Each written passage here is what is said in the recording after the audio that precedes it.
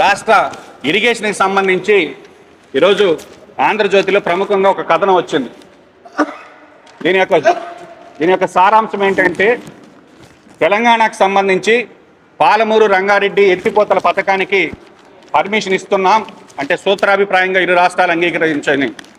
కాబట్టి పాలమూరు రంగారెడ్డి ఎత్తిపోతల పథకానికి ఇరు రాష్ట్రాలు అంగీకారం తెలిపారంటున్నారు. సంతోషం.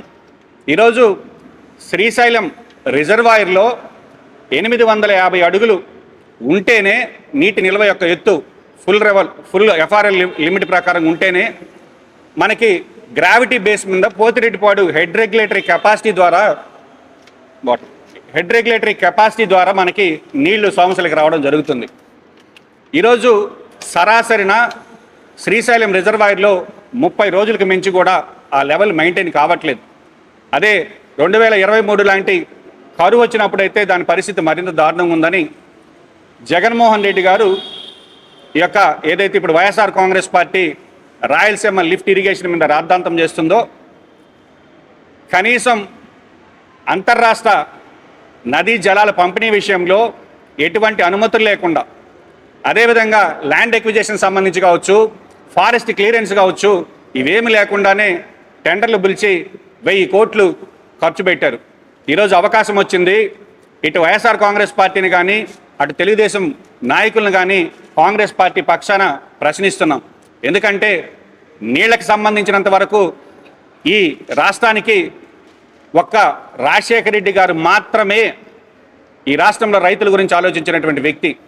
పోతిరెడ్డిపాడు హెడ్ రెగ్యులేటరీ కెపాసిటీ 11,000 నుంచి 44,000 క్యూసెక్లకి ఆనాడు రాజశేఖర రెడ్డి గారు పెంచబట్టే ఈరోజు రాయలసీమకి నీళ్ళు వచ్చేటటువంటి అవకాశం ఏర్పడింది.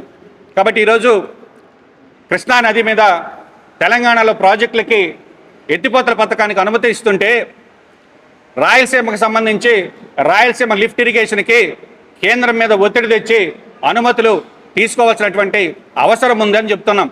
ఎందుకంటే శ్రీశైలం రిజర్వాయర్లో మనకి నీటి నిల్వ యొక్క ఎత్తు 800 కన్నా కూడా తక్కువ ఉన్నప్పటికీ రోజుకు 3 టీఎంసీ లెక్కన మనం లిఫ్ట్ చేసుకోగలిగితేనే యొక్క నెల్లూరు, ప్రకాశం, రాయలసీమలకు సంబంధించినటువంటి నీటి కొరత తీరుతుంది. కాబట్టి ఈరోజు తెలంగాణలో మీరు ఎత్తిపోతల పథకానికి కృష్ణా నది మీద మీరు పర్మిషన్లు ఇచ్చేదానికి కేంద్ర జలశక్తి శాఖ సూత్రాభిప్రాయంగా అంగీకరించిందని పేపర్లో చూస్తున్నాం. కాబట్టి ఆంధ్రప్రదేశ్ రాష్ట్ర రైతాంగం పక్షాన, అదేవిధంగా రాయలసీమకు సంబంధించి రైతుల పక్షాన స్పష్టంగా కాంగ్రెస్ పార్టీ డిమాండ్ చేస్తున్నాం, రాయలసీమ లిఫ్ట్ ఇరిగేషన్కి అనుమతులు ఇవ్వాలని.